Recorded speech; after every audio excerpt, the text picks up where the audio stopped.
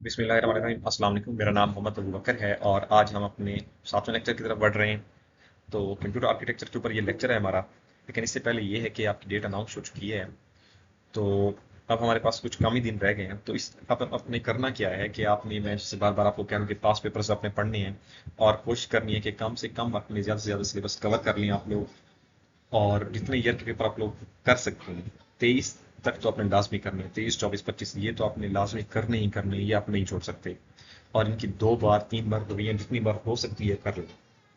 ठीक है, क्योंकि at the end of the day होना यही है कि फिर आपने अफसोस करना है कि वक्त रहते पढ़ लेते तो ज़्यादा बेहतर था। फिर फिर ये अफसोस अफसोस ही रह जाता है। तो अभी मेहनत कर लें जितनी मेहनत कर सकते हैं। और एक बात याद रखिए कि सक्सेस के लिए कुर्बानी देनी पड़ती है।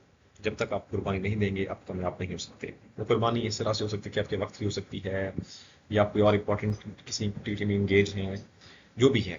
किस प्राइवेट सेक्टर, कोई आपको किसी प्राइवेट सेक्टर में जॉब कर रही हैं और आपके पास पढ़ाई का टाइम नहीं मिल रहा। तो जो भी फैक्टर्स हैं उन सबको एक तरफ रख के मेहनत कीजिए। 10-12 दिन के अंदर मेहनत करके आपका टेस्ट क्रैक हो जाएगा। फिर टाइपिंग में मेहनत कीजिए, जॉब आप क्रैक कर सकते हैं। ये क्रैक होने वाली जॉब है। ठीक है। तो इसके अलावा यहाँ पे डिस्क्रिप्शन के अंदर व्हाट्सएप ग्रुप का लिंक है। वहाँ पे हमने क्या करना है, आपको सिर्फ लेक्चर्स देने हैं free of cost. Daily basis पे जो लेक्चर अपलोड होता है वो आपको दें। वहाँ पे उसका लिंक मिल जाएगा आपको उस ग्रुप के अंदर। फिर टेस्ट के बाद डेली बेसिस पे पैराग्राफ मिलेंगे, आपको टाइपिंग टिप्स मिलेंगी। क्योंकि मैं इन सारे स्टेप से गुजर चुका हूँ और मुझे पता है कि यहाँ पे कितने स्टूडेंट प्रेशर से गुजरता है। टाइपिंग करते वक्त कौन सी मुश्किल होती है, टेस्ट में कौन सी मुश्किल होती है, और इंटरव्यू की भी आपको टिप्स एंड ट्रिक्स भी देंगे। तो सारा कुछ आपको फ्री ऑफ कास्ट में मिल रहा है। फ्री ऑफ कास्ट मिलेगा तो आप लोग ज्वाइन कर लीजिए। फिर सभी है, अगर हमारे पढ़ाने से या कुछ थोड़ी सी एफर्ट से अगर आपको जॉब होती है तो इससे ज़्यादा अच्छी बात हमारे लिए नहीं है कि अगर कोई अपने पाँव पर खड़ा हो जाता है तो ये सबका जारी होगा। तो दुआ की, सिर्फ हमारे लिए दुआ किया करें कि अल्लाह हमें भी कामयाब करे इस जहान में भी और आगे अगले जहान में भी। तो चलिए शुरू करते हैं। तो आज का जो लेक्चर है हमारा कंप्यूटर आर्किटेक्चर के ऊपर। इससे पहले हमारा प्रिंटर्स का जो टॉपिक है वो हम नहीं पढ़ पाए थे। तो प्रिंटर्स जो है हमारे पास दो तरह के होते हैं, एक होता है इम्पैक्ट प्रिंटर और नॉन इम्पैक्ट प्रिंटर। प्रिंटर हमारे पास ये होता है कि अगर आपने प्रिंटर देखा हो तो वहाँ पे इंक रिबन होता है। और जो हमारे पास इम्पैक्ट प्रिंटर आते हैं वहाँ पे एक होता है कि जोर जोर से आवाज़ आ रही होती है, प्रिंट करने की जोर से आवाज़ आती है। तो वो हमारे पास जहाँ जिस प्रिंटर, जैसे मिसाल मैं ये देता हूँ कि हम किसी भी जाते हैं प्रिंट शॉप के ऊपर, फुट शॉप के ऊपर, तो वो जब जैसे ही प्रिंटिंग करता है तो वहाँ पे हमारे पास एक जोर आवाज़ आती है जोर से। तो वो किस चीज़ की होती है, वो हैमर के स्ट्राइक करने की आवाज़ होती है। जहाँ पे देखें, print output by directly striking the print hammer और wheel against on ink ribbon. Ink ribbon के ऊपर जब वो हैमर स्ट्राइक करता है तो वो चीज़ प्रिंट होकर हमारे पास आ जाती है। ठीक है। लेकिन नॉन इम्पैक्ट प्रिंटर के अंदर हमारे पास वो हैमर विदाउट स्ट्राइकिंग हमारे हमें प्रिंट दे देता है। ठीक है, स्ट्राइक नहीं करता। तो अब तरीका क्या है इम्पैक्ट और नॉन इम्पैक्ट में याद करने का, तो नॉन से याद रखेगा विदाउट, नॉन के बगैर, स्ट्राइकिंग किए बगैर जो हमें प्रिंट देगा वो हमारे पास कौन होगा, नॉन इम्पैक्ट प्रिंटर। और जो स्ट्राइकिंग कर रहा होगा, स्ट्राइक कर रहा होगा हैमर, वो हमारे पास क्या होगा, इम्पैक्ट प्रिंटर होगा।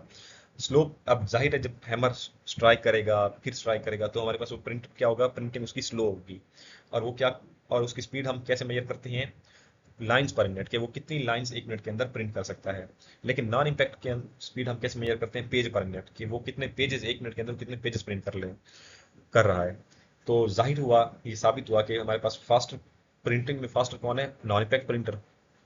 तो हमारे पास बेस्ट प्रिंटर कौन सा है, नॉन इम्पैक्ट प्रिंटर। और इसके अंदर भी जो बेस्ट, नॉन इम्पैक्ट के अंदर जो सबसे बेस्ट टाइप है वो लेजर प्रिंटर है। ठीक है, वो सबसे फास्ट है। फिर इसकी जो नॉन इम्पैक्ट प्रिंटर की मिसाल इंकजेट प्रिंटर है, थर्मल प्रिंटर है। और नॉन इम्पैक्ट में डॉट मैट्रिक्स है, डेजी व्हील है और लाइन प्रिंटर है। ये इतना सा ही टॉपिक है। अब अगर आप घुस जाएंगे इंकजेट प्रिंटर में, थर्मल प्रिंटर में, डेजी व्हील में, लाइन प्रिंटर में, हम, नो डाउट ये इंपॉर्टेंट हैं लेकिन इतने नहीं है कि हम, हमारे पास एक हफ्ता रह गया एग्जाम से और हम इन चीज़ों को इतनी डिटेल में पढ़ते रहें। जो इंपॉर्टेंट चीज़ें थी मैंने बता दी। जैसे मैंने कहा कि सबसे बेस्ट टाइप कौन सी लेजर प्रिंटर है। उसके बाद फास्टर इन प्रिंटिंग वो नॉन इफेक्ट प्रिंटर्स हैं। ठीक है। और लेजर प्रिंटर की अगर मैं पूछूं आपसे कि स्पीड कैसे मेजर करते हैं, तो वो पेजेस पर मिनट में स्पीड मेजर करते हैं। ठीक है। आगे आ जाते हैं, पास्ट पेपर के अंदर कौन से क्वेश्चन पूछे गए हैं। तो यहाँ से जो सबसे इंपॉर्टेंट क्वेश्चन जो बन सकते हैं, जो हमने पढ़ने हैं, सारे नहीं पढ़ने, ये साथ के साथ नहीं पढ़ने, इनमें से जो हमने पढ़ना है वो ये है कि प्लॉटर आप produce best quality graphics. Plotter क्या करते हैं, बेस्ट क्वालिटी ग्राफिक्स देते हैं हमें, हमारा रिजल्ट अच्छा आता है। और आउटपुट क्वालिटी जो प्रिंटर की होती है, सादा प्रिंटर की, वो हमारे पास डॉट पर इंच होती है। नॉन इफेक्ट की कितनी, कहाँ क्या कैसे मेजर करते हैं, पेजेस पर मिनट में। और नॉन इम्पैक्ट की लाइन पर मिनट में। अच्छा, इसके बाद हम यहाँ जाते हैं कि ड्रम और photo state copier photo copier machine के जो ड्रम्स होते हैं वो किस चीज़ के बने होते हैं, सेलेनियम के, जर्मीनियम के, सिलिकॉन के। इतने इंपॉर्टेंट नहीं है। अब ये इंपॉर्टेंट है चौथा। ये 23 मुझे याद है जब मैंने 23 के अंदर तैयारी शुरू की थी तो जो मैंने जो पहला पहला पेपर पढ़ा था उसके अंदर जो कंप्यूटर का जो मैंने पहला पहला क्वेश्चन पढ़ा था वो यही था, digital plotter. A high quality CAD system uses digital plotter for printing drawing and graphs. ठीक है, जो कंप्यूटर के अंदर जो digital sorry high quality CAD system क्या यूज करता है, ड्राइंग और ग्राफ्स बनाने के लिए डिजिटल प्लॉटर को यूज करता है। डिजिटल प्लॉटर अगर आपसे पूछे कि किस लिए यूज होता है, मैं सिंपल करके बता देता हूँ किस चीज के लिए। ड्राइंग और ग्राफ्स बनाने के लिए यूज होता है। क्या यूज होता है? Digital plotter. इथरनेट केबल जो होती है वो केबल होती है जिससे हमारे पास प्रिंटर जुड़ा होता है डायरेक्टली नेटवर्क से। प्लॉटर क्या करता है हमारे पास? Use for translating information pictorial form में, इंफॉर्मेशन को ट्रांसलेट करना हमारे पास क्या कहलाता है? प्लॉटर कहलाता है। प्रिंटर हमारे पास क्या होते हैं? Shared common resource in a computer. Shared common resource in a computer. बहुत सारे कंप्यूटर होंगे, एक प्रिंटर जुड़ा होता है।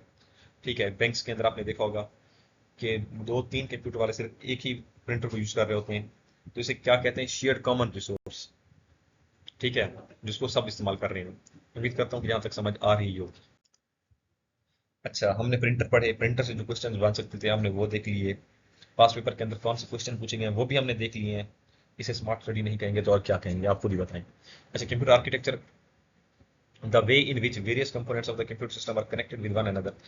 ऐसा वे जिसके अंदर बहुत सारे जो सिस्टम होते हैं वो कंप्यूटर से कनेक्टेड होते हैं, हम क्या कहते हैं? कंप्यूटर आर्किटेक्चर कहते हैं। जैसे सबसे पहले क्या कनेक्टेड होता है? सीपीयू कनेक्टेड होता है। तो सॉरी, मैं ज़रा ज़्यादा फास्ट हो गया, तो स्लो करते हैं स्पीड को। अगर किसी को स्पीड से मसला है कम या ज़्यादा की, तो वो यहाँ पे यूट्यूब के अंदर ऑप्शन है। ठीक है, वहाँ पे आप स्पीड कम या स्लो कर सकते हैं। ठीक है, अपने टाइम को फोकस, अपने टाइम को प्रायोरिटी दीजिए। कम वक्त में ज़्यादा डेटा कवर कीजिए ताकि चीज़ें आपके लिए आसान हो जाएं, आप ज़्यादा से ज़्यादा नंबर ग्रैब कर सकें।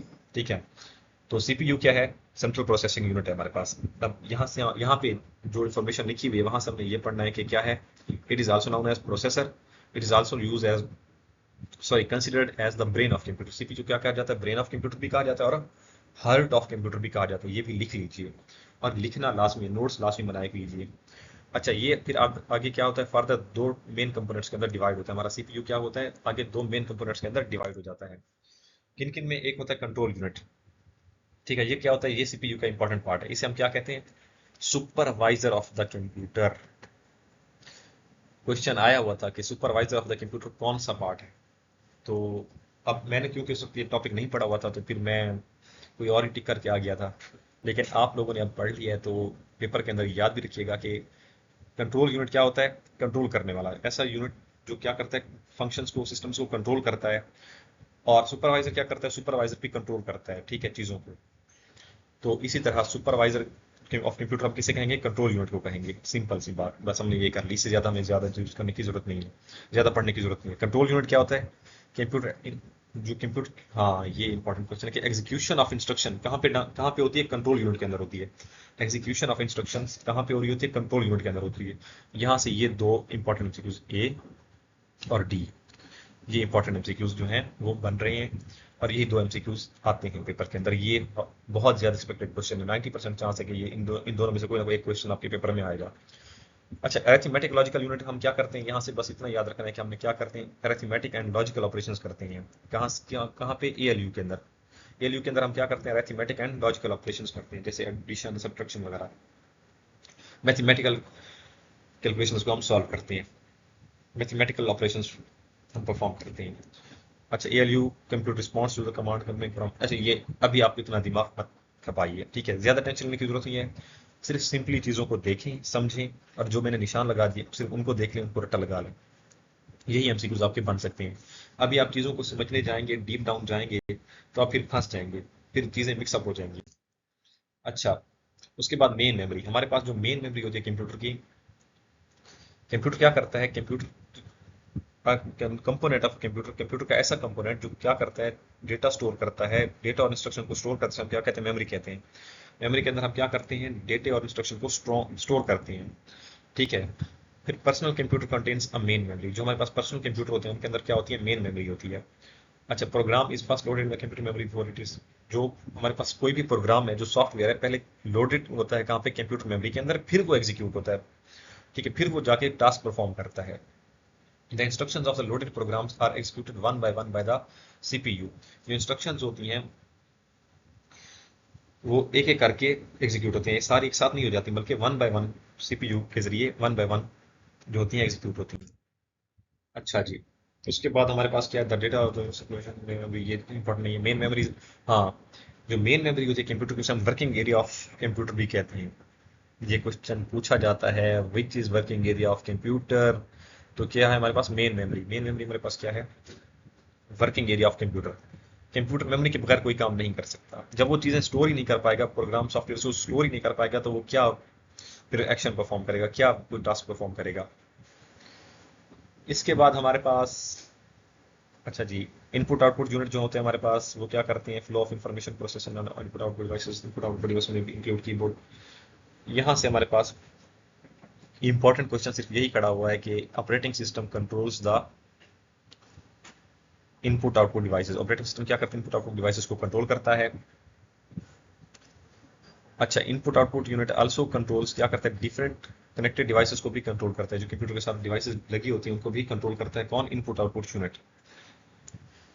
बस इंटरेक्शन के अंदर क्या होता है, ये कंप्यूटर का इंपॉर्टेंट आर्किटेक्चर है। बस इंटरेक्शन वो होता है जहाँ पे बहुत सारे, बस बेसिकली किस चीज़ को कहते हैं, उस जगह को कहते हैं जहाँ पे बहुत सारे स्विचेस लगे होते हैं, जहाँ पे बहुत सारे जो कंप्यूटर हैं वो कनेक्टेड होते हैं, इसे हम क्या कहते हैं, बस इंटरेक्शन कहते हैं। बस इतना काफी है। पास पेपर के क्वेश्चन देखते हैं। अच्छा, दो तरह की मेमोरी होती है, एक होती है रजिस्टर और एक होती है कैश मेमोरी। जो इनसाइड सीपीयू होती है उसे हम रजिस्टर कहते हैं, ठीक है। ये सबसे छोटा यूनिट होता है। Register store the information at temporary basis पे, जो टेम्परेरी बेसिस पे डेटा स्टोर होता है उसे हम रजिस्टर कहते हैं। अच्छा, internal memory in CPU is nothing but a set of registers. जो इंटरनल मेमोरी होती है वो एक सेट ऑफ रजिस्टर्स होता है, ठीक है। उसके बाद the time taken by CPU to retrieve and interpret the instructions to be executed is called as instruction cycle. इसे हम क्या कहते हैं, इंस्ट्रक्शन साइकिल कहते हैं। ये इंपॉर्टेंट नहीं है, ये आज तक नहीं पूछा गया, ठीक है। इसे हम नहीं कहते। The purpose of the most buffer is to act. Buffer हमारे पास, बफर्स क्या होते हैं, होल्डिंग एरिया होता है किसका, सीपीयू का, सीपीयू और रैम का।